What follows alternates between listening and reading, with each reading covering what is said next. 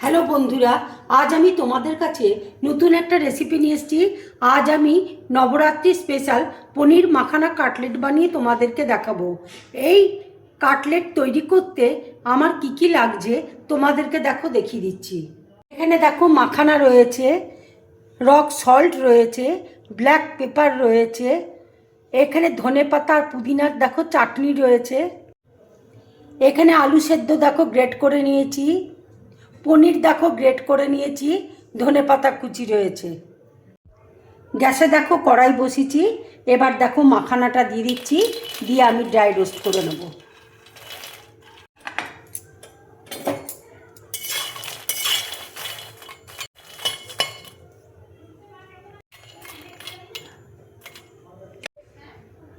মাখানাটা দেখো dry roast হয়ে গেছে।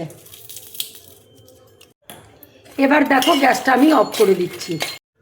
মিক্সিতে দেখো এবার আমি গুঁড়ো করে নেব। মিক্সিতে দেখো আমি গুঁড়ো করে নিয়েছি। এবার দেখো আলু আর পনির আমি একসাথে মিশিয়ে নিচ্ছি। ধনেপাতা কুচি দেখো দিয়ে দিচ্ছি, ব্ল্যাক পেপার দেখো দিয়ে দিচ্ছি, রক সল্ট দেখো দিয়ে দিচ্ছি, মাখানা দেখো দিয়ে দিচ্ছি। আর দেখো একসাথে আমি মাখিয়ে নিচ্ছি। মাখা দেখো হয়ে গেছে। এবার আমি ছোট ছোট লুইয়ের মতন করছি, করে আমি কাটলেটের শেপে তৈরি করব।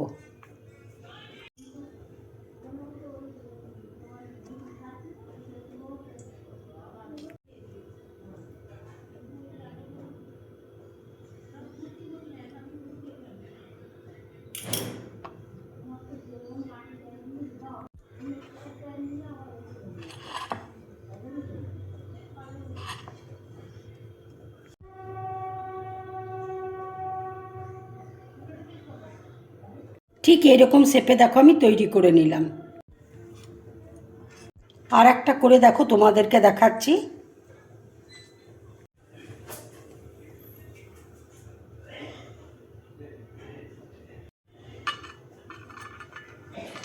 আর একটা দেখো আমি তৈরি করে নিলাম।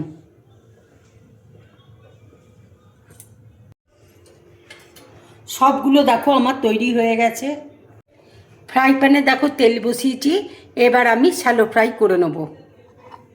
তেল দেখো গরম হয়ে গেছে, এবার আমি এক এক করে তেলের মধ্যে ছেড়ে দিচ্ছি।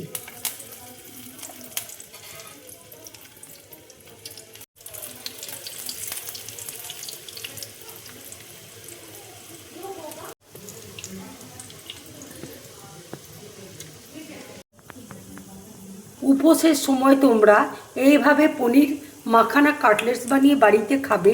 খেয়ে অবশ্যই আমাকে কমেন্টস করে তোমরা জানাবে তোমাদের কেমন লাগলো।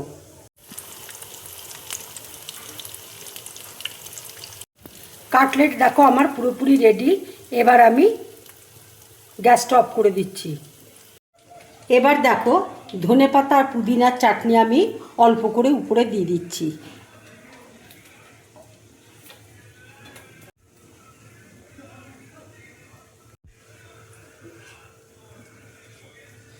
এবার দেখো একটা করে মাখানা আমি উপরে দিয়ে দিচ্ছি।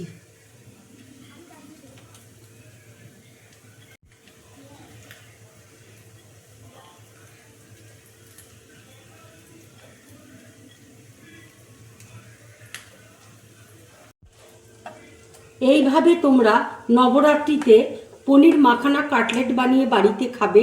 খেয়ে আমাকে অবশ্যই কমেন্টস করে তোমরা জানাবে তোমাদের কেমন লাগলো।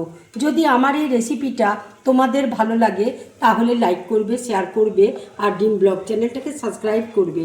তোমরা বেশি করে কমেন্টস করবে, তাহলে আমার খুব ভালো লাগবে। নমস্কার।